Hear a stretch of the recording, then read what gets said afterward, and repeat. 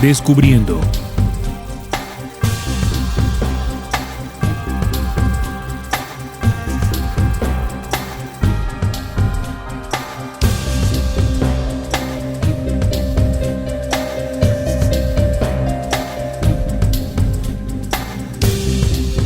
Hola, muy buenas, estimados oyentes, bienvenidos a Descubriendo, con la certeza en la búsqueda de la verdad.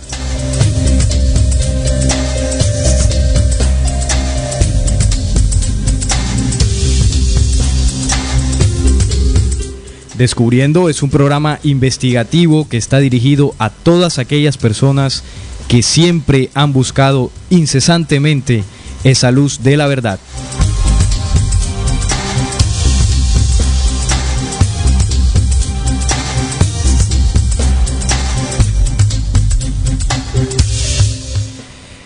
Como cada 8 días, acá en Descubriendo se tocan aquellos temas que hace mucho tiempo no quisieron que supiéramos.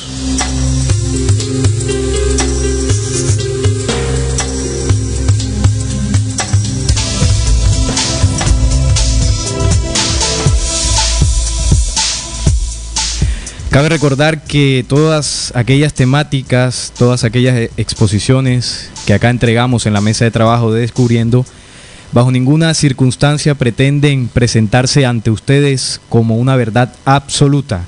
Eso sería, pues, faltar el respeto a todos aquellos quienes nos escuchan. Más bien con esto pretendemos incentivar, motivar ese impulso de la búsqueda, pues, que todos llevamos por dentro.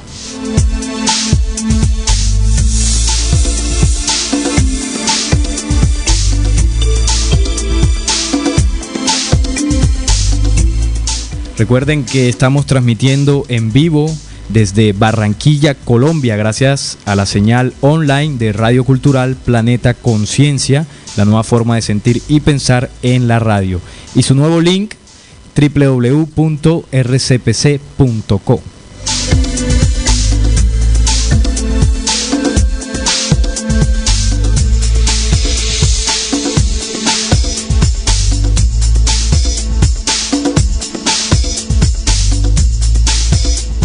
En esta ocasión los estaremos acompañando Juan Manuel Pombo y quien les habla, Salim Hasir. Sean todos ustedes, queridos oyentes, bienvenidos a este programa.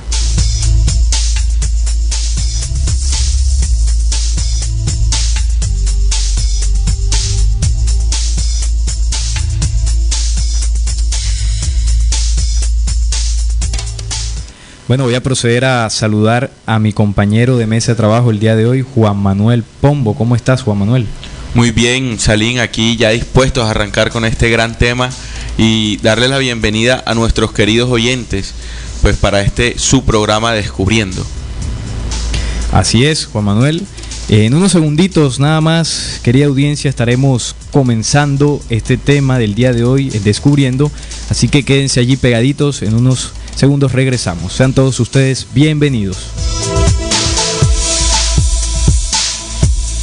Y pues como estamos acostumbrados acá cada 8 días en la mesa de trabajo de este programa investigativo de Radio Cultural Planeta Conciencia, traemos aquellos temas, aquellas investigaciones pues bastante espinosas, como pues solemos decir acá, bastante complejas de tocar, porque son investigaciones temáticas que pues hace muchísimo tiempo se dijeron que eran prácticamente intocables.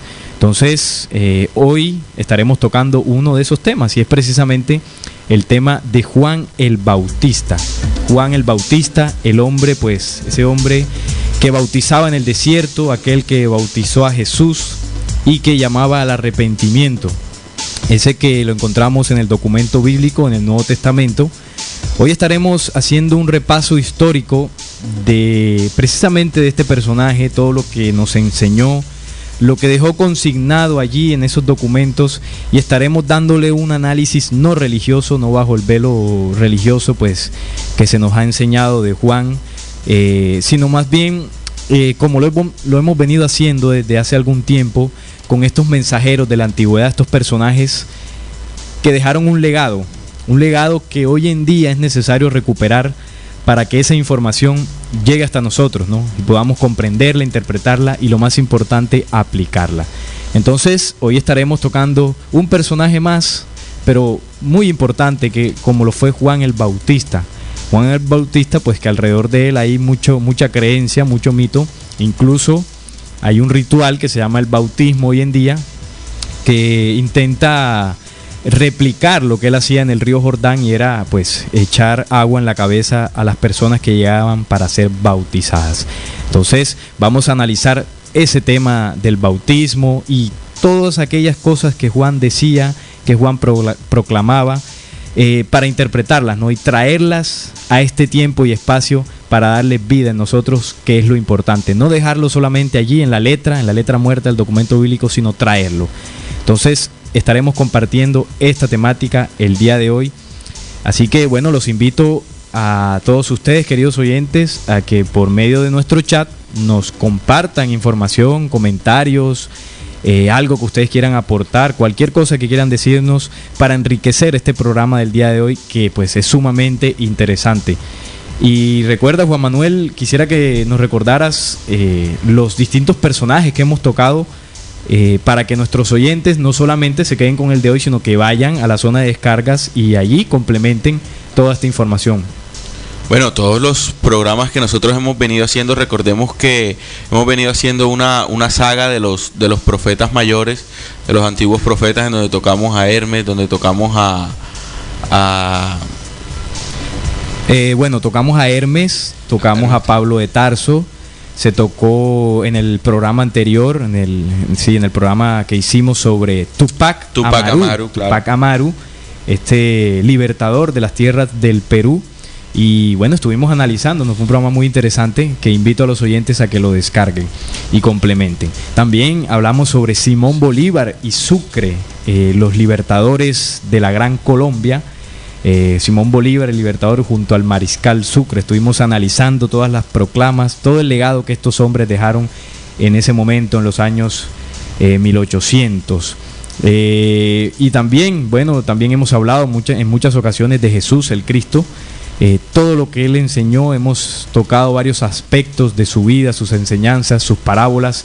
Hemos hecho un compendio de información sobre estos personajes, que hablamos de Enoc también, recuerdo, un compendio que hemos hecho, estimados oyentes, precisamente para rescatar ese conocimiento, esa información que nos fue negada a todos nosotros por ciertos poderes que se fueron apoderando de esos conocimientos. Si no, recordemos, por ejemplo, Roma Vaticano, que pues hoy en día es, pues dicen ellos, ¿no?, dueña y señora del conocimiento de Jesús, de los apóstoles, incluso de Juan el Bautista, que es el que vamos a hablar hoy. Pero precisamente, Juan Manuel, eso es lo que hemos querido, ¿no?, compartir con nuestros oyentes y rescatar, quitarle de las garras de ciertos poderes estos conocimientos, para que hoy en día nos sirvan a nosotros como humanidad para el proceso de transformación. Entonces, vamos a comenzar hablando de Juan el Bautista. ¿Quién era Juan? ¿Qué nos enseñó? ¿Qué nos dejó para el día de hoy? Entonces quisiera, Juan Manuel, que nos compartieras a los oyentes que se encuentra en distintas fuentes cuando buscamos la biografía, la definición de quién era realmente Juan el Bautista. Bueno, cuando nosotros queremos indagar sobre este personaje Juan el Bautista, nos encontramos que él también llevaba un apodo, que era el precursor de Cristo. Fue nacido en el año 5 antes de Cristo y asesinado en el año 28 después de Cristo. Es venerado actualmente en la Iglesia Católica, en la Iglesia Ortodoxa Oriental, en las Iglesias Católicas Orientales, en las Iglesias Ortodoxas Orientales también, y en la religión, la fe Bahá'í del Islam. Entonces, Juan el Bautista, o simplemente el Bautista, o San Juan, fue un predicador judío, considerado como uno de sus profetas por 3 religiones, que son el cristianismo, el islam y la fe Bahá'í. Considerado Mesías en el mandeísmo, se hace especulado con que Juan el Bautista e incluso Jesús de Nazaret también tenían relación con el movimiento judío de los esenios o incluso pertenecían a esta secta. Parece que Juan el Bautista y tal vez también Jesús y su familia fueron cercanos a esta comunidad. En cualquier caso, en los manuscritos del Qumran hay múltiples puntos de contacto con el mensaje cristiano. No puede descartarse que Juan el Bautista viviera un tiempo en esta comunidad y haya recibido en ella parte de su información religiosa. Entonces, lo que nosotros podemos encontrar de la bibliografía de Juan es una información de por sí un poco tergiversada, y nos vamos a dar cuenta en el transcurso de este programa el porqué de esa tergiversación. Pues él con Jesús han dejado un legado muy importante para que hoy en día nosotros lo hagamos vivo, pero por medio de ese velo religioso, o pues de esa mano de Roma Vaticano, que los ha endiosado y no ha permitido que el mensaje que ellos han dejado sea interpretado hoy en día, interpretado y aplicado pues para, como lo dijo Daniel, el tiempo del fin. Claro. Bueno, hay algo que me llama la atención de esta definición que uno se encuentra en distintas fuentes, en este caso internet, y dice que Juan es considerado como un profeta por las tres grandes religiones, o bueno, por tres religiones, que es el cristianismo, el islam y la fe Bahá'í, considerado incluso Mesías por el mandeísmo. Entonces, aquí hay algo de lo que veníamos hablando al principio, y es, digamos, la manipulación o la intención de tomar a estos personajes y encasillarlos en un solo movimiento o religión. En este caso, estas religiones, el cristianismo, que es la más, digamos, la que tiene o la que se adjudica ciertas autorías o ciertos profetas como si fuesen de ellos solamente, el Islam y la fe Bahá'í. Entonces, fíjate lo curioso, ¿no? Entonces quiere decir que si tú quieres tener acceso a la información, al conocimiento que Juan transmitía, solamente lo podrás recibir en esas religiones, porque pues aquí, según la definición, eso es lo que nos da a entender. También en el mandeísmo. Entonces, eso es lo que ha ocurrido, ¿no? Muchos de nosotros hemos pensado desde muy niños, toda la humanidad, o gran parte de ella, de que ciertos personajes, llámese Jesús, llámese Enoc, llámese Daniel, llámese Elías, llámese Juan, estos personajes son estrictamente religiosos, y por lo tanto yo no puedo ir a leer de ellos en el documento bíblico específicamente, porque enseguida soy religioso o asisto a alguna religión. Ahí ha habido un bloqueo desde hace mucho tiempo para llegar a esa información. Y lo que intentamos hacer aquí, estimados oyentes, en estos programas que estamos realizando sobre estos personajes, es precisamente quitarles el velo religioso, el velo filosófico incluso, porque cuando hablamos de Hermes, hay una filosofía que se llama la hermenéutica, que se ha adjudicado los conocimientos de Hermes Trismegisto. No, Salim, y también con Tupac Amaru, con Simón Bolívar, estos personajes que muchos movimientos izquierdistas los han tomado para armar su revolución.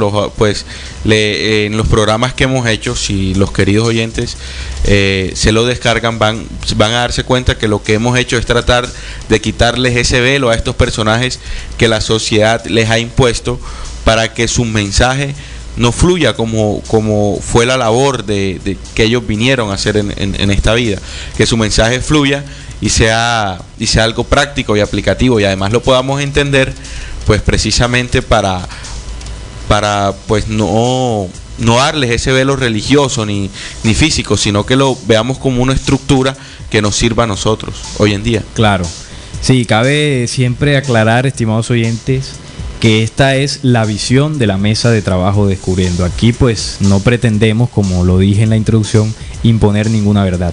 Muy respetuosamente traemos estas investigaciones para que usted, si lo desea, las escuche y compruebe, y de esa manera usted podrá pues tener su propia conclusión, y no dirá pues me lo dijeron por aquí o por allá, sino yo mismo lo comprobé.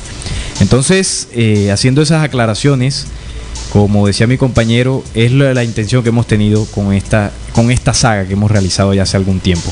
Entonces también se menciona algo en esa definición, y es la presunta relación de Juan el Bautista, incluso Jesús de Nazaret, con los esenios. Incluso hay muchas personas que dicen enfáticamente de que Jesús, Juan el Bautista y bueno, los que estuvieron alrededor de ellos eran esenios. Bueno, en ese punto nosotros precisamente realizamos un programa aquí sobre los esenios, estimados oyentes, y ahí entregamos la visión de la mesa de trabajo sobre ese tema, ¿no? Ahí dejamos claro de que en ningún momento Jesús, ni sus apóstoles, ni Juan visitaron esa comunidad o estuvieron allí bajo ningún punto de vista aprendiendo de ellos o recibiendo formación. No, allí tocábamos el tema de los esenios, ¿no? Como aquella comunidad que pues habitó antes de la llegada de Cristo allá en Israel, que se alejaron del templo judío, de las enseñanzas mosaicas, porque no estuvieron de acuerdo con muchas de las cosas de las que allí se decía, ¿no?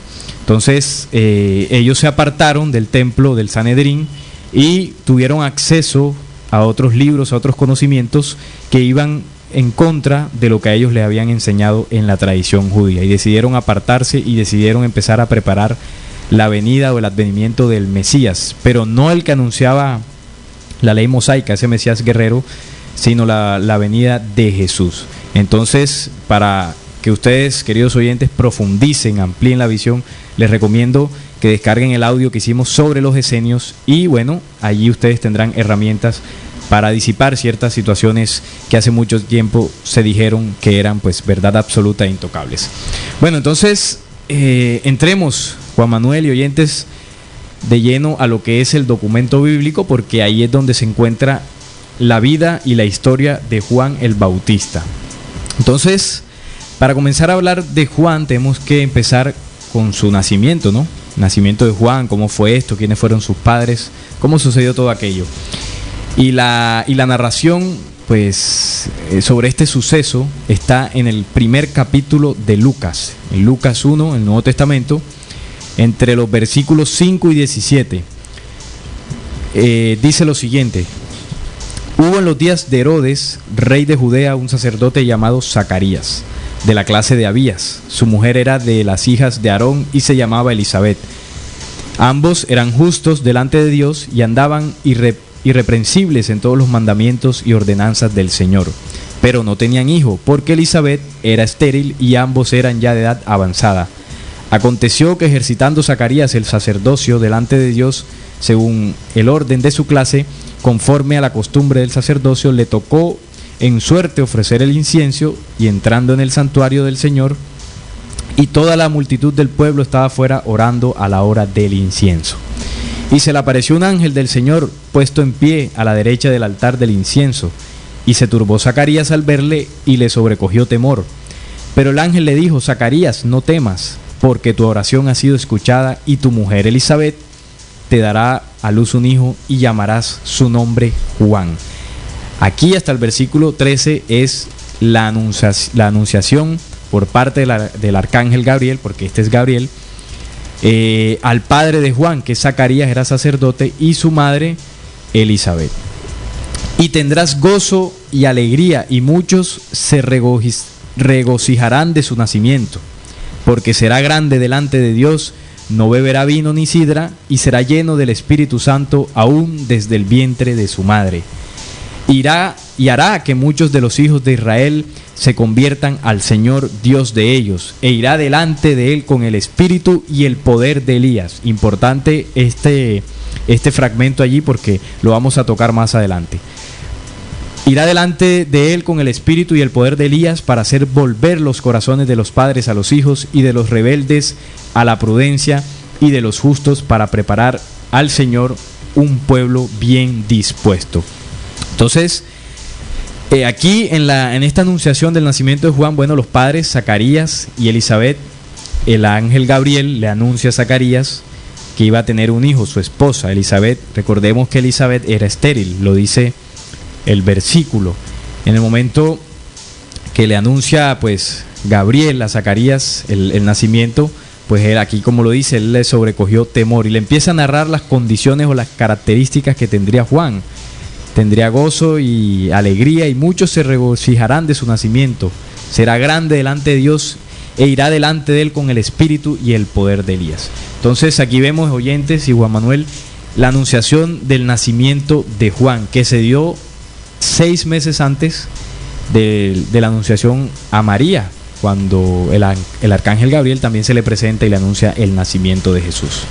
Pues algo que me llama poderosamente la atención de todo este versículo es que Juan, desde su nacimiento y desde su voz a voz, ¿no? que Gabriel le vino a decir a Zacarías, lo contemplaba como un ser grande, con una gran labor, pues en ese momento del planeta, que era pues preparar la venida del Señor, que dice a lo último, para preparar al Señor un pueblo bien dispuesto, con la condición que él tenía, que no bebería ni vino ni odre, pues él sería uno de los preparadores del camino del Señor. Claro, como le llamaba Juan, el precursor de Cristo, porque recordemos que Juan empezó su labor, su trabajo, antes de que Jesús empezase el suyo. Juan fue preparando precisamente en ese momento a la gente para la venida de Jesús, del Señor, como dice el versículo. Y llevándolo a esta época, Salim, pues como hemos venido estudiando en varios programas de Descubriendo, la segunda venida de Jesús está cerca. Y para que haya una segunda venida de Jesús debe haber una preparación.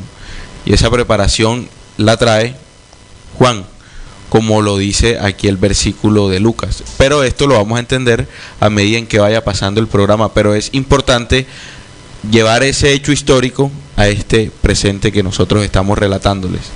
Así es. Bueno, ahí tocamos en Lucas 1, estimados oyentes, capítulo 1. Ahí en el capítulo 1 de Lucas se narra básicamente el nacimiento de Juan, la anunciación a su padre Zacarías. Bueno, precisamente Juan empieza su prédica tiempo antes de que Jesús empezara su labor. Y la narración de este hecho está en Lucas 3, capítulo 3 de Lucas. Entonces vamos a empezar, estimados oyentes, a narrar cuál era el mensaje de Juan, cuando empezaba a predicar en el desierto. Voy a acompañar esto también con unos audios que hemos traído de la película Jesús de Nazaret de Franco Sefirelli, donde se muestra también a Juan. Se muestra allí pues toda la fuerza que él tenía cuando hablaba, cuando pues anunciaba también el reino de los cielos y cómo llamaba al arrepentimiento. Entonces, en el capítulo 3 de Lucas, desde el versículo 1 al 18, voy a sacar fragmentos de este capítulo para empezar a conocer todo el tema de su mensaje. En el año 15 del imperio de Tiberio César, siendo gobernador de Judea Poncio Pilato y Herodes, tetrarca de Galilea, y su hermano Felipe, tetrarca de Iturea y de la provincia de Traconite, y Lisanias, tetrarca de Abilinia. Y siendo sumos sacerdotes Anás y Caifás, vino la palabra de Dios a Juan, hijo de Zacarías, en el desierto. Y él fue por toda la región contigua al Jordán, predicando el bautismo del arrepentimiento para el perdón de pecados. Aquí es donde empieza en sí la labor de Juan. Como está escrito en el libro de las palabras del profeta Isaías, que dice: voz del que clama en el desierto, preparad el camino del Señor, enderezad sus sendas, todo valle se rellenará y se bajará todo monte y collado, los caminos torcidos serán enderezados y los caminos ásperos allanados, y verá toda carne la salvación de Dios. Digamos que esta era el eje de la prédica de Juan, del mensaje de Juan, para pues quitarle ese término de prédica que se escucha como algo religioso, sí, claro. Sí. Y bueno, el mensaje de Juan, el eje era este, ¿no? Ahí lo dice: voz que clama en el desierto, porque Juan tenía la particularidad de que él, el mensaje que entregaba lo hacía en el desierto. Allí en el desierto la gente se reunía y él empezaba pues a hablarles. Y su eje era llamar al arrepentimiento. El eje de su mensaje era llamar al arrepentimiento, enderezar las sendas o los caminos torcidos, como dice en Isaías, y dar frutos de arrepentimiento. Y él decía a las multitudes que salían para ser bautizados por él: oh generación de víboras, ¿quién os enseñó a huir de la ira venidera? Haced pues frutos dignos de arrepentimiento, y no comencéis a decir dentro de vosotros mismos: tenemos a Abraham por padre, porque os digo que Dios puede levantar hijos de Abraham aún de estas piedras. Y ya también el hacha está puesta a la raíz de los árboles, por tanto todo árbol que no dé buen fruto se corta y se echa en el fuego. Y la gente se preguntaba diciendo entonces: ¿qué haremos? Y respondiendo él les dijo: el que tiene 2 túnicas dé al que no tiene, y el que tiene que comer haga lo mismo. Bueno, aquí vemos un fragmento de su mensaje. Juan era bastante fuerte en el momento de su prédica, de su mensaje más bien, y él decía: haced pues frutos dignos del arrepentimiento. Y en ese momento los judíos decían: tenemos por padre a Abraham. Claro, porque ellos, al ser el Dios elegido de Dios del Antiguo Testamento, hijos de los patriarcas Abraham, Isaac y Jacob, pues se sentían ya justos. Claro. Exacto. Y Juan les decía: no digáis que tenemos a Abraham por padre, porque os digo que Dios puede levantar hijos de Abraham aún de estas piedras. Y ya también el hacha está puesta en la raíz de los árboles, por tanto el árbol que no dé buen fruto es cortado y echado al fuego. Ahí Juan lanza una sentencia tremenda, porque está diciendo, y ahora lo vamos a escuchar en el audio, estimados oyentes, que no es suficiente en este caso, bueno, en esa época, cuando ellos decían ser hijos de Abraham. Y ser hijos de Abraham significaba pues ser el pueblo, o hacer parte del pueblo elegido. Y él ahí fue claro y dijo: a mí no me vengan con ese cuento de que ustedes son hijos de Abraham. Si no dan frutos de arrepentimiento, de transformación, ahí me mandó la sentencia.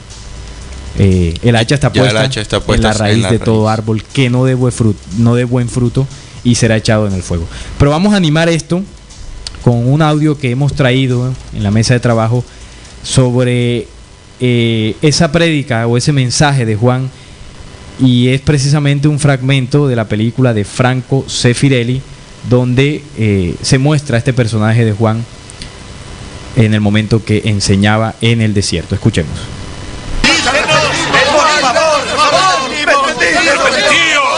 ¡Arrepentíos! ¡Que el reino de los cielos está cerca! ¡Ha llegado el momento! ¡El gran y terrible día del Señor está cerca! ¡Arrepentíos y cambiad de vida!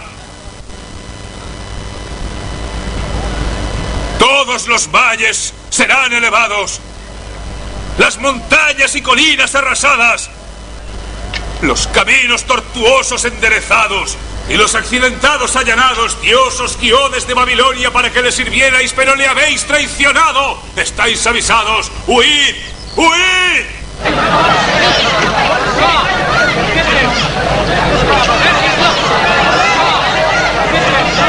Yo soy el Señor que no cambia, dice el Eterno.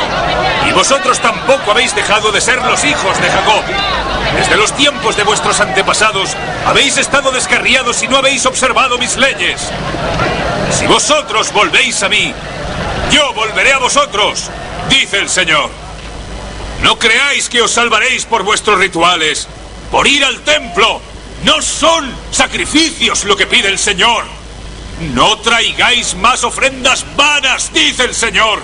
No me complace la sangre de novillos ni corderos. El sacrificio que pide Dios es un corazón arrepentido. ¿Qué hacemos para salvarnos? Cambiad vuestro corazón. Tomad el camino recto. El Señor dice: mis caminos no son vuestros caminos. ¿Por qué crees que no conocemos el camino de la salvación? Conocemos la ley tan bien como tú e intentamos obedecerla. Somos los hijos de Abraham. Siempre hemos observado la ley.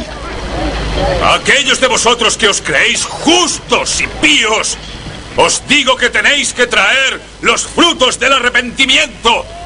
No os contentéis diciendo: Abraham era nuestro padre y eso basta para salvarnos. El Señor podría coger cualquiera de estas piedras y convertirla en un hijo de Abraham.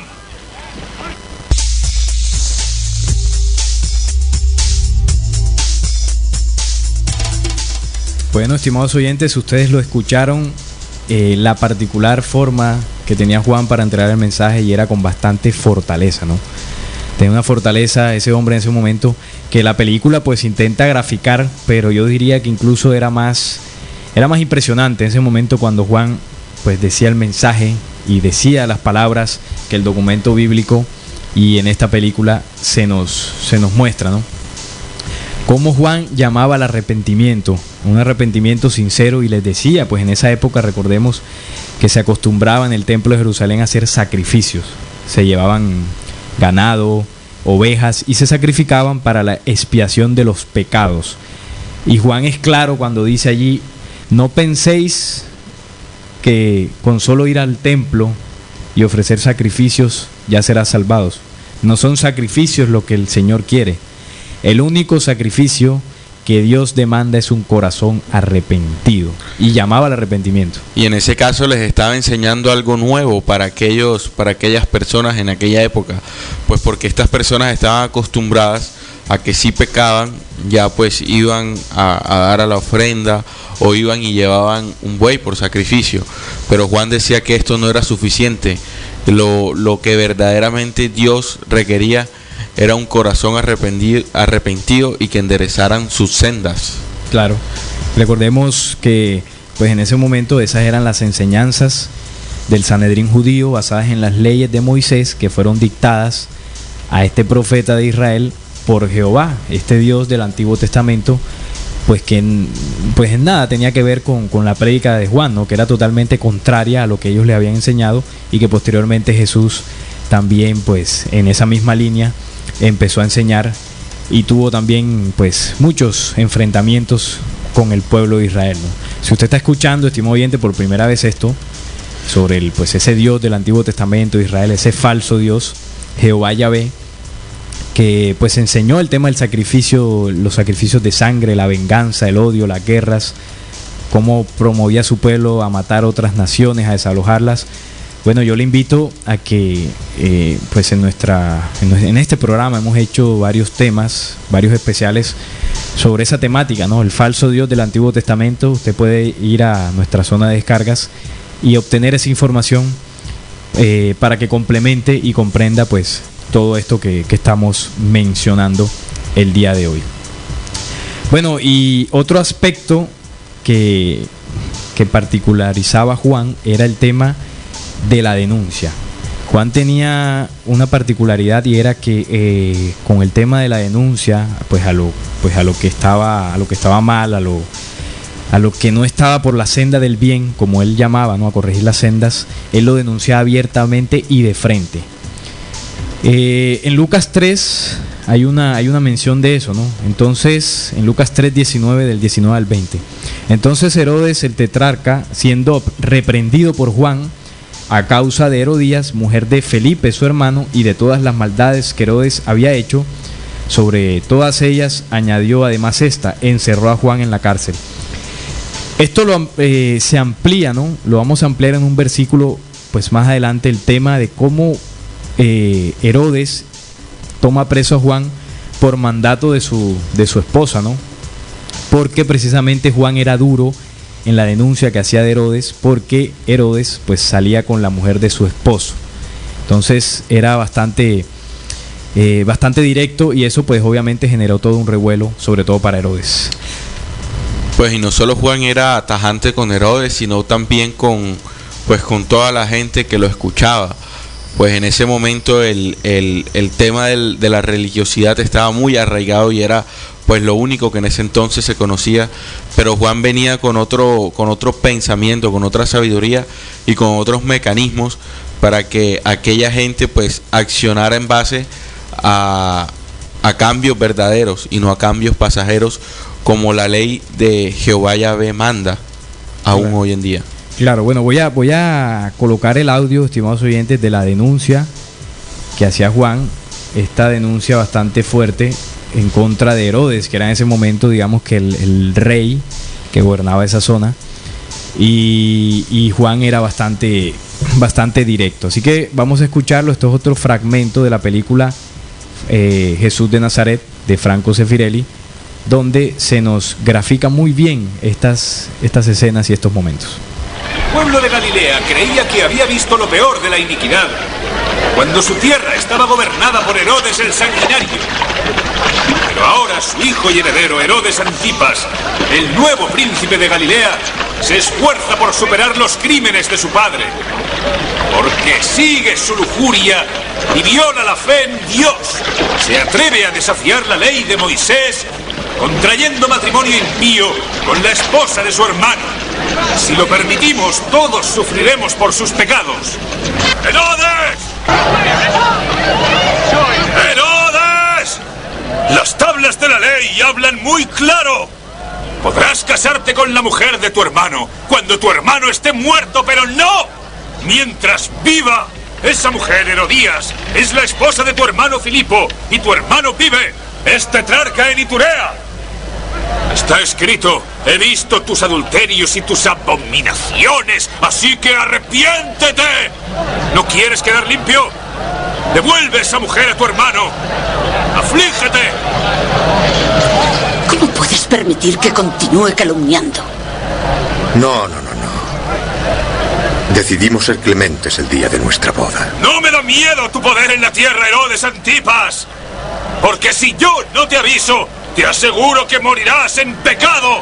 Y el Señor me pedirá que responda por tu vida.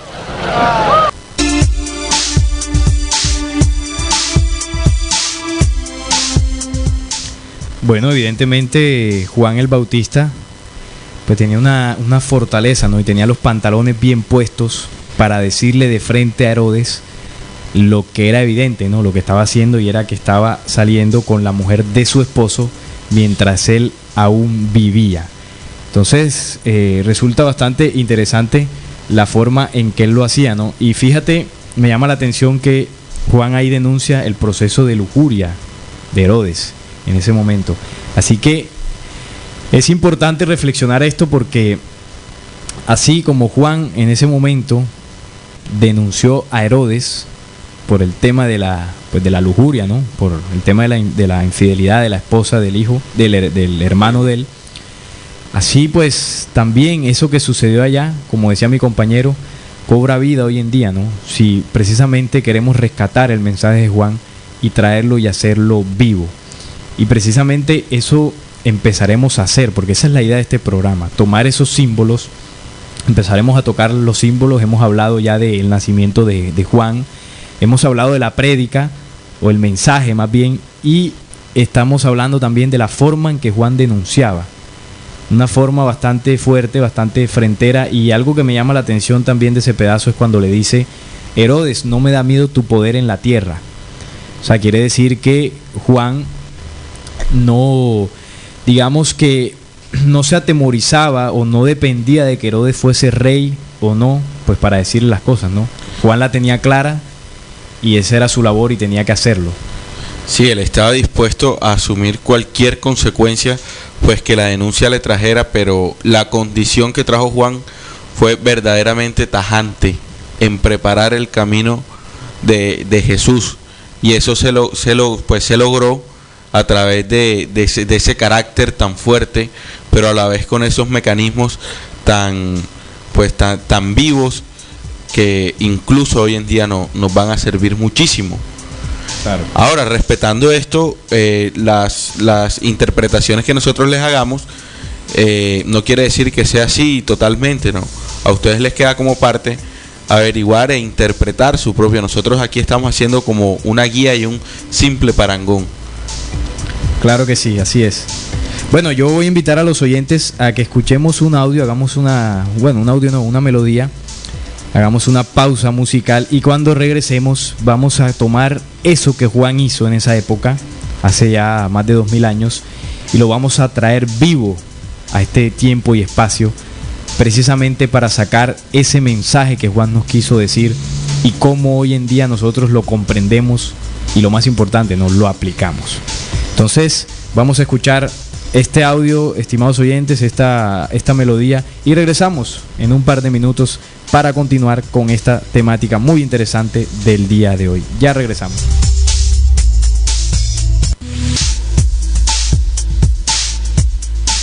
Bueno, y regresamos acá descubriendo con este tema tan interesante del día de hoy, el tema de Juan el Bautista, aquel hombre que clamaba en el desierto. La voz, yo soy la voz de aquel que clama en el desierto. Bueno, vamos a empezar, Juan Manuel, a tocar los símbolos de la vida de Juan, las enseñanzas que nos dejó para el día de hoy. Y vamos a empezar precisamente con su mensaje, el mensaje de Juan. Cuando él llamaba al arrepentimiento, decía, corregid las sendas y dar los frutos de ese arrepentimiento.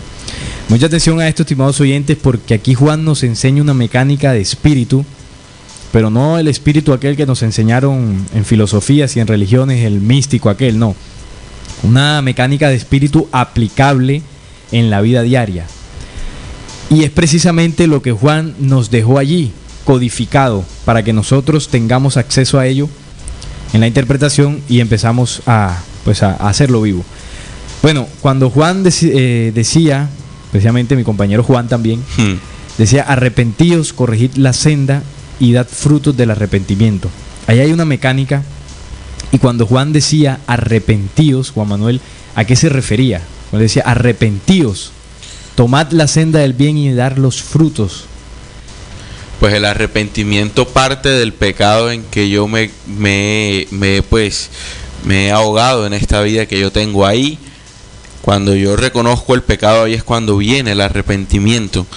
El hacer lo contrario a lo que yo venía haciendo sería enderezar las sendas. Por ejemplo, cuando él estaba denunciando a Herodes con su lujuria, muchas veces nosotros andamos en esa lujuria. Y cuando llama a Juan o escuchamos el mensaje de Juan, lo que nosotros estamos invitados a hacer es reconocer ese error y enderezarlo. Claro. Y Juan nos da las mecánicas para nosotros hacer ese cambio. Un cambio una transformación que duele, pero que es necesario para que el camino esté libre para cuando venga el anciano de días, como lo llamaba Daniel. Bueno, sí, el arrepentimiento. Bueno, el arrepentimiento, como tú lo has dicho, es precisamente hacer una reflexión profunda de todos aquellos errores que me han hecho, digamos que tener muchas situaciones adversas a lo que muchas veces mi voluntad desea, ¿no? O sea, cometer errores y que después nos arrepentimos de ellos, pero que ese arrepentimiento no es del todo sincero porque después lo volvemos a hacer. Entonces, claro. Juan, cuando dice el arrepentimiento, o más bien el sacrificio, entre comillas, que el Señor demanda, es un corazón arrepentido. Y es un arrepentimiento de corazón. Es tomar todo aquello negativo, todos aquellos vicios, problemas, situaciones que he hecho en contra mía y en contra de los demás, y hacer una revisión de ellos, reflexionarlos y reconocerlos. Ahí es donde está el arrepentimiento de corazón. Así es. Cuando Juan habla de corregir la senda, tomar el camino del bien, es empezar a generar procesos, situaciones, mecánicas que me ayuden a que eso que yo identifiqué en el arrepentimiento me ayuden a corregirlo. Empezar, por ejemplo, el ejemplo que tú ponías, el de la lujuria, el tema de la lujuria, y es ahí donde entra la denuncia que Juan le hacía a Herodes, ¿no? El tema de la lujuria, porque no solamente es allá a Herodes, recordemos que esta humanidad, nosotros como humanidad, hemos estado muy desviados y alejados de lo que es la sexualidad original, y hemos degenerado nuestro primer lobosol, nuestro primer chakra. Aquí en esta emisora hay muchos audios sobre la temática de los chakras, cómo nosotros allí hemos degenerado, pero cómo también se nos entregan herramientas para limpiarlo, ¿no? Incluso desde el Apocalipsis, cuando habla en Apocalipsis 2 y 3, el mensaje a las iglesias, ese mensaje que dejó codificado allí Jesús en el mensaje a Juan a través de Gabriel, el mensaje a las 7 iglesias, ¿no? Y habla en el primero, ¿no? Yo conozco tus obras, arrepiéntete, haz tus primeras obras, arrepiéntete, porque si no vendré pronto a ti y quitaré el candelero de su lugar. Ahí está hablando del primer logosol, cómo en ese proceso de generación, si no se hacen las primeras obras de arrepentimiento, de cambio, de limpieza, pues perderemos identidad sexual y, hombre, todo tipo de enfermedades, porque recordemos que la degeneración de nuestro espíritu, lo que genera, pues a largo o corto plazo, son enfermedades en el cuerpo físico. Ya es la última manifestación, la última señal de que el cuerpo te está diciendo pues que algo anda mal. ¿Y cómo estamos hoy en día, hombre? ¿Cuántas enfermedades de transmisión sexual hay? ¿Cuánta degeneración? ¿Cuánto proceso pues de infidelidad? ¿Cómo está hoy en día la imagen del hombre, la imagen de la mujer en el tema de la sexualidad? Todo eso tenemos que reflexionarlo, y cómo esa denuncia que Juan decía o tenía en ese momento o la enseñaba, cómo cobra vida hoy precisamente en el tema de la lujuria. Porque hay otro símbolo que Juan cumple, como lo decía el profeta Isaías en el capítulo 40, versículos 3 y 5. Voz que clama en el desierto, preparad el camino del Señor, enderezad calzada en la soledad a nuestro Dios. La voz que clama en el desierto. Ese código, ese símbolo es muy importante porque Juan tenía esa particularidad, ¿no? Él, el mensaje que daba lo hacía en el desierto. ¿Y cómo eso cobra vida hoy, Juan Manuel? ¿Qué podrías interpretar tú de eso? Bueno, esa voz que clama en el desierto, llevándolo al interno, pues a la vida misma, a mi cuerpo, es esa voz que sale desde el corazón, que nosotros muchas veces, atormentados en la razón por este bombardeo permanente que el sistema nos ofrece, nosotros caemos en él. Muchas veces cuando nosotros vamos a actuar de una forma en que sabemos que es negativa, pero aún así nuestra razón nos impulsa a hacerlo, pero hay una voz que te dice que no lo hagas, y generalmente nosotros no le prestamos atención a esa voz, y esa es la voz de Juan, la que viene desde allá adentro, que nos dice que por ese camino no es, que por ahí la vamos a embarrar, pues vamos a cometer errores, y de alguna manera u otra, esa es la interpretación que yo le doy. Sí, bueno, la voz que clama en el desierto. Hay que analizar primero entonces cuál sería ese desierto, el desierto del hombre. El desierto, pues el desierto es un lugar árido, que no hay vida. El desierto es un lugar que pues no tiene ningún tipo de alimento, no tiene frutos, no hay agua prácticamente. Entonces, con esa definición que tenemos de desierto hay que llevarlo al interno, ¿no? Esa voz que clama en el desierto no es más que aquella voz que grita, que llama en el desierto de los vicios del hombre, de las problemáticas, de los errores, de las preocupaciones, de todas aquellas acciones que van en contra de la vida misma, pues de la persona, de uno mismo y de los demás. Ahí es donde clama la voz, en ese desierto del hombre, en el desierto de su pensamiento, porque pues gracias a la manipulación de hace miles de años se nos han enseñado ciertas cosas que hemos aceptado como verdad, y resulta que esas cosas que hemos aceptado como verdad no son tan así si profundizamos en ellas, si buscamos el origen de ellas, y eso pues es trabajo de cada quien. Ese es el desierto del hombre, el desierto de su corazón, el desierto de su cuerpo, el desierto de su mente, y ahí es donde la voz de Juan clama al arrepentimiento, ese momento donde pues cada uno de nosotros puede cometer un error y siente en lo más profundo de su corazón el deseo de corregir, de arrepentirse, pero como no es un arrepentimiento de corazón, pues lastimosamente se vuelve a cometer. Y es precisamente ese volver a cometer lo que vamos a tocar un poco más adelante cuando es asesinado Juan, porque allí también hay un símbolo.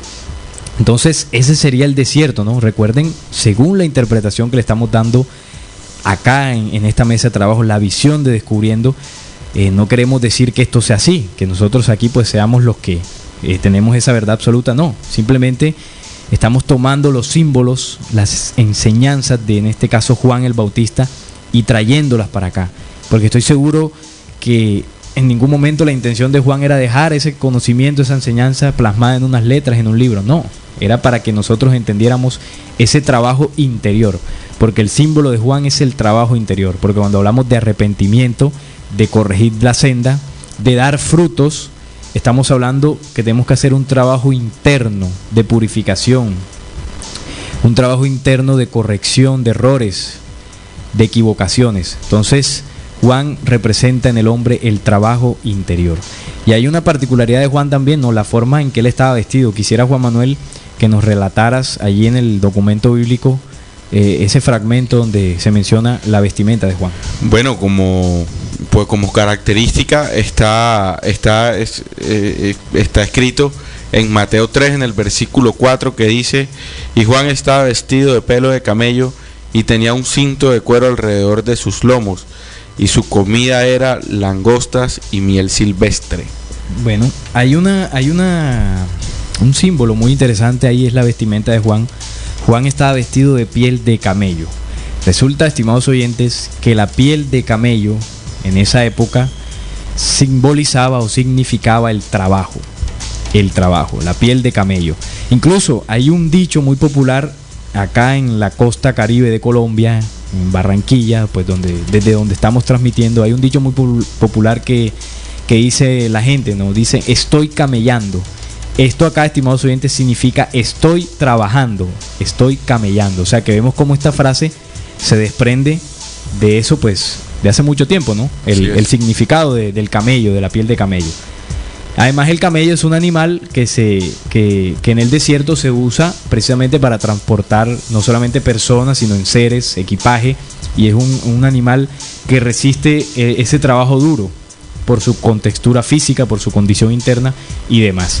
Entonces, fíjense la condición que hay que tener, pues, cada ser humano que así lo interprete y lo haga vivo en ese trabajo interior, y es el trabajo diario, ese trabajo diario de corregir errores, de reflexionar, de enderezar esa senda y entregar los frutos de esa transformación. Por eso Juan le decía a los fariseos: aquellos que se creen justos deben traer los frutos del arrepentimiento. Porque yo puedo decir aquí: no, pero es que yo no hago aquello, ya yo no hago lo mismo de antes, yo soy justo porque de pronto pertenezco a tal o cual religión, a tal o cual filosofía, pero resulta que internamente pues no es tan así, es de dientes para afuera, pero internamente el trabajo pues todavía le falta mucho, y eso solo lo comprende y lo sabe aquella persona que haga el primer paso, ¿no? El arrepentimiento, esa reflexión para saber en qué estoy fallando.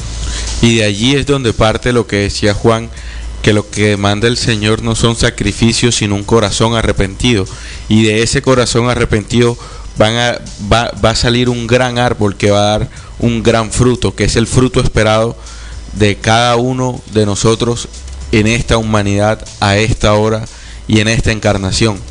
Claro, hay una condición que tenía Juan, y era la fortaleza, el temperamento de ese hombre en el momento de entregar su mensaje, en el momento de hacer la denuncia, y era precisamente esa condición la que tenemos que interpretar. ¿Cómo debe ser nuestro trabajo interior? ¿Será que debe ser débil? A veces sí, a veces no. ¿Será que hoy sí trabajo en mi interno y mañana no? ¿Un mes sí y un mes no? No. La condición que tenía Juan nos enseña cómo debe ser el trabajo interior, permanente. Recuerden la piel de camello, el trabajo. Y ese trabajo tiene que ser fuerte, con fortaleza, no desmayar, no decaer. Porque incluso Juan, en el momento que lo arrestan, en el momento que lo iban a decapitar, incluso nunca perdió esa claridad y esa fortaleza. Seguía diciéndole a Herodes pues ciertas verdades en la cara, ¿no? Porque es una condición también, y es que esa voz de Juan interna, pues, que cada ser humano tiene, te dice claramente en dónde estás fallando, pero no te juzga, ¿no? Simplemente te dice: mira, estás fallando aquí, porque cada persona pues así lo sabe. Ahora quisiera tocar otro símbolo, y es el proceso de la muerte de Juan, porque allí también hay varios símbolos. Recordemos pues cómo sucedió esto. Esto está narrado en Marcos 6, del versículo 14, bueno, hasta el 28 está toda la narración, pero voy a sacar algunos extractos. Dice lo siguiente: oyó el rey Herodes la fama de Jesús, porque su nombre se había hecho notorio, y dijo: Juan el Bautista resucitado de los muertos, y por eso actúan en él estos poderes. Otros decían, es Elías, y otros decían, es un profeta o alguno de los profetas. Al oír esto, Herodes dijo, este es Juan, el que yo decapité, que ha resucitado de los muertos, porque el mismo Herodes había enviado y aprendido a Juan y le había encadenado en la cárcel por causa de Herodías, mujer de Felipe, su hermano, pues la había tomado por mujer, porque Juan decía a Herodes, no te es lícito tener a la mujer de tu hermano. Pero Herodías le acechaba y deseaba matarle y no podía, porque Herodes temía a Juan, sabiendo que era un varón justo y santo, y le guardaba a salvo. Y oyéndole se quedaba muy perplejo, porque le escuchaba de buena gana. Pero venido un día oportuno en que Herodes, en la fiesta de su cumpleaños, daba una cena a sus príncipes y tribunos y los príncipes de Galilea, entrando la hija de Herodías, danzó y agradó a Herodes y a los que estaban con él a la mesa. Y el rey dijo a la muchacha, pídeme lo que quieras y yo te lo daré. Herodes, por supuesto, se vio seducido por la belleza de la hija de Herodías, esta es Salomé, y bueno, cayó redondito, tanto así que le dijo, pídeme lo que quieras y yo te lo daré. Y le juró, todo lo que me pidas te daré hasta la mitad de mi reino. Saliendo ella dijo a su madre, ¿qué diré? Ella le dijo, la cabeza de Juan el Bautista. Herodías pues aprovechó esta situación de que Herodes pues estaba allí embelesado con su hija, con la hija de Herodías, y le dijo, bueno, pídele la cabeza de Juan. Entonces ella entró prontamente al rey y le pidió diciendo, quiero ahora mismo que me des en un plato la cabeza de Juan el Bautista. El rey se estremeció mucho, pero a causa del juramento y de los que estaban con él a la mesa, no quiso desecharla. Y enseguida el rey, enviando a uno de los guardias, mandó que fuese traída la cabeza de Juan. Y el guarda fue, decapitó en la cárcel y trajo su cabeza en un plato y se la dio a la muchacha, y la muchacha la dio a su madre. Esto está en Marcos 6, estimados oyentes, para que usted vaya y lo compruebe, en documento bíblico. Aquí se narra cómo paso a paso sucedió la decapitación de Juan, la muerte de Juan, y aquí hay varios símbolos, ¿no? Uno de ellos que me llama la atención es cuando Herodes, en su cumpleaños, en la fiesta de su cumpleaños, la hija de Herodías, de la mujer pues con la cual estaba cometiendo el adulterio, que Juan lo denunciaba de frente, empieza a bailarle ese famoso baile de los 7 velos a Herodes, el baile de los 7 velos, y en ese momento Herodes cae redondito y pues le cede cualquier petición a Salomé, y ella le pide la cabeza de Juan, que posteriormente Herodes da la orden y se la traen en un plato. Ahora, ¿cómo podríamos, si estamos hablando de que Juan representa el trabajo interior en el hombre, con toda esa fortaleza, con todo ese trabajo diario, con ese identificar de errores, corregirlos, y con esos frutos pues que tenemos que dar, esos frutos de transformación, de arrepentimiento, cómo nosotros tomamos ese símbolo de la muerte de Juan y lo traemos hoy para significar en qué momento nosotros asesinamos o decapitamos ese trabajo interior en nosotros? ¿Cómo lo interpretarías tú, Juan Manuel? Bueno, empezando por el baile de los 7 velos que esta mujer le ofrece a Herodes, interpretando por los 7 velos que hoy en día son los 7 pecados capitales que nos mantienen atados a esta tierra infértil que nos está ofreciendo el mundo. Recordemos cuáles son los 7 pecados capitales, ¿no? La lujuria, la gula, la avaricia, codicia, la pereza, la ira, la envidia y la soberbia. Son todos estos pecados que nos mantienen pues eliminando o matando en nuestro ser ese trabajo que debería ser permanente, porque le gastamos nosotros el tiempo pues siendo lujuriosos, siendo iracundos o soberbios, y no le invertimos el tiempo a lo que de verdad estamos llamados a hacer, que es el trabajo interior de cada uno de nosotros. Claro que sí. Bueno, fíjate que el versículo, el capítulo comienza diciendo cómo Herodes apresó a Juan por causa de Herodías, ¿no? Ahí podemos interpretar cómo nosotros entregamos ese trabajo interior, en este caso por la lujuria, en este caso específico, ¿no? La lujuria pues representada en ese momento por Herodías, la mujer del hermano de Herodes. ¿Cómo entregamos, cómo encerramos a ese trabajo interior en el símbolo Juan el Bautista por la lujuria y lo decapitamos por el baile de los 7 velos, que como lo dijo mi compañero en su interpretación, los 7 pecados capitales que nos ofrece el mundo y que atacan a los 7 chakras, ese cúmulo de memorias que conforman nuestro espíritu, nuestras vivencias. Como por esos 7 pecados capitales y ese baile de Salomé, ese baile de los 7 velos, le cortamos la cabeza a Juan, o le cortamos la cabeza a nuestro trabajo interior. Cedemos ante ese baile de los 7 velos, y toda aquella persona que esté realizando un trabajo interno de transformación por aquellas situaciones, aquellos procesos que no ha podido corregir, entrega ese trabajo interior, lo decapita, porque recordemos lo que decía Juan, ¿no? El arrepentimiento sincero. Cuando eso sucede, aún no hay arrepentimiento sincero y de corazón. Y me llama la atención que Herodías y Salomé le piden la cabeza de Juan en un plato. En un plato, recordemos, un plato es redondo. Allí es donde se decapita o se pone, después de la decapitación, la cabeza de Juan, y es entregada a la muchacha y a su madre, a Salomé y a Herodías. ¿Cómo podríamos entonces interpretar ese plato donde constantemente nosotros hemos puesto, por causa de ciertos errores, la cabeza de nuestro trabajo interior o la cabeza de Juan? A cada día, a cada momento. Y no solamente a cada día, a cada momento de esta vida. Podríamos hablar de las encarnaciones que hemos venido recorriendo, porque el símbolo de Juan, el símbolo del bautismo de Juan, que es el tema que pues quisiera tocar ya para ir cerrando esta temática, recordemos que él bautizaba en agua, y el agua representa las encarnaciones. Esas encarnaciones donde el hombre se ha venido preparando, forjando, pero que en ese preparar y en ese accionar, en todas sus vivencias, ha cortado la cabeza de Juan a cada momento y ha cedido ante el baile de los 7 velos. Recordemos que Juan bautizaba en agua, y hoy en día ese proceso o ese símbolo que Juan enseñó en ese momento se ha tomado hoy en día como un ritual por parte de la Iglesia Católica. Un ritual, pues, que cada niño que nace tiene que pagar un dinero, ir a la iglesia, pues, y se hace el proceso del bautizo donde se le echa agua. Juan no quiso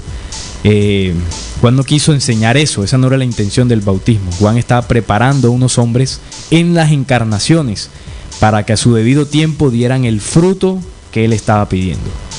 Entonces hay que darle el significado exacto y preciso de la intención que tenía Juan con el tema del bautizo. Era una preparación en las encarnaciones de los hombres, las aguas de las encarnaciones. Entonces, cuando estamos hablando del plato donde es depositada la cabeza de Juan, que es redondo, podríamos hablar de esa rueda del Sansara que hablan las corrientes orientales, la rueda del Sansara, donde el hombre ha ido en círculos, en ese círculo, vida tras vida, encarnación tras encarnación, y no ha podido salir.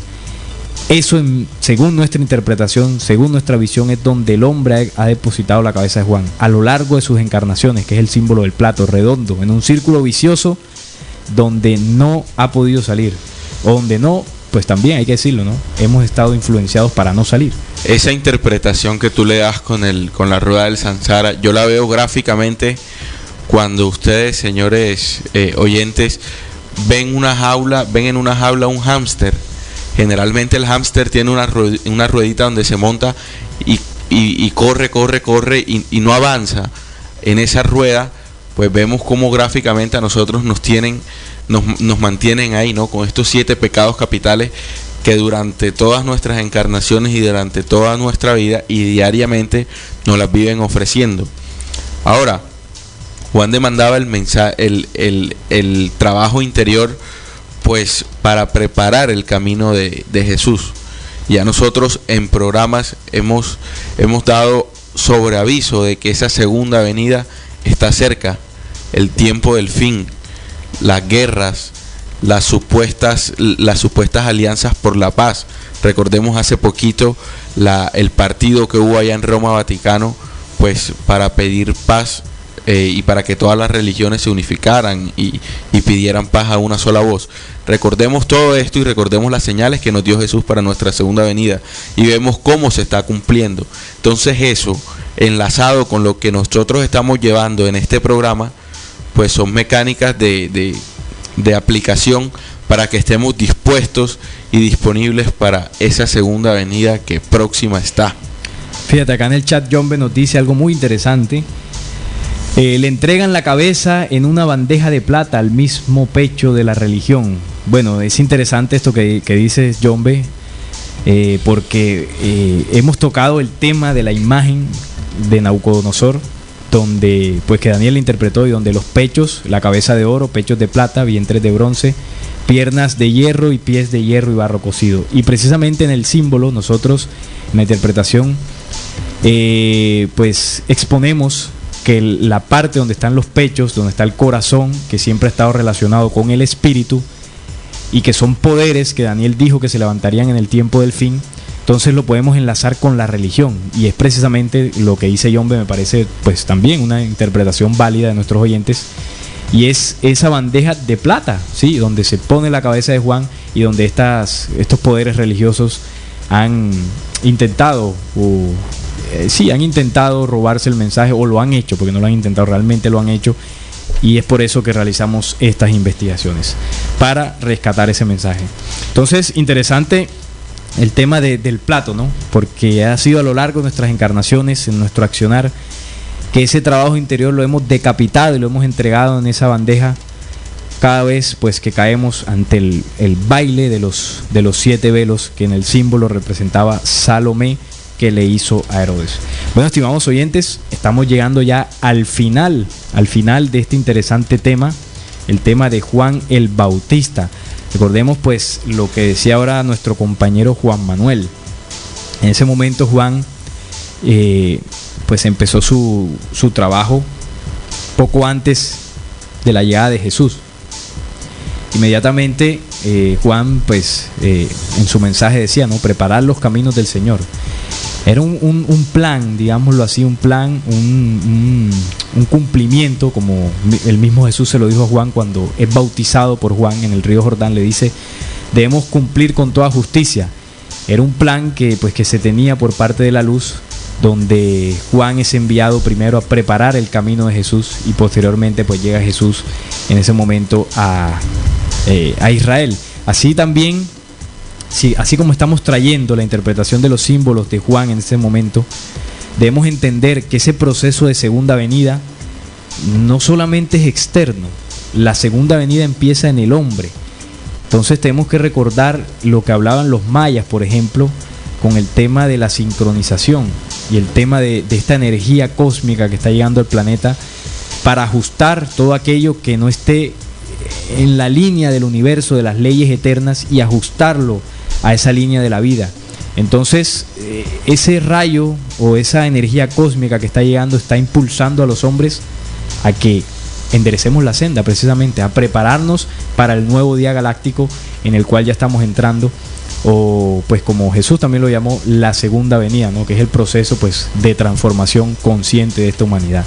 Entonces ese proceso de Juan de trabajo interior empieza pues en el momento que seguimos esa mecánica, ¿no?, arrepentidos, enderezar la senda y dar frutos, y de esa manera vamos preparando nuestro cuerpo, nuestro corazón, para que ese poderío del anciano se siente en nuestro corazón y pues sea una transformación consciente y completa en cada ser humano.